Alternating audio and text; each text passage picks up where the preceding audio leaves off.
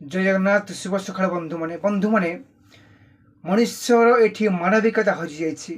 मनुष्य हिंसा और अहंकार रे जलुछि। एठी मनुष्यर स्वर शुभ नहीं, सबुआड़े विकराल रूप शुभुछि। करुणा चित्कार कहानी एवं करुणा लोक मान कूड़ कूड़ शवरे आज सारा पृथ्वी कांदुछि। बंधु माने 3 सप्ताह चलुवा जो महायुद्ध रे ये सबकि हार मान जाइछि।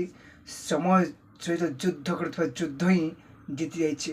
मनुष्यर मानविकता हारी जाइछि। धन संपत्ति गाड़ी घोड़ा कोठा बाड़ी सबकि पाउंस पलटि जाइछि। ए माटी सहित मिसी जाइछि और मिसी जाइछि मनुष्यर मानविकता, मनुष्यर स्नेह प्रेम भल पाइबा सरलता। बंधु माने एठी हिंसा अहंकार गर्व ही कथा कहूँ।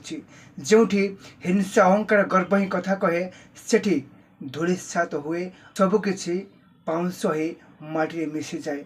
बंधु माने देखुथिबे ए युद्ध समय छोट पिलाठू आरंभ कर बड़ मनुष्य पर्यंत समस्त शरीर स्तब्ध हो जाइए।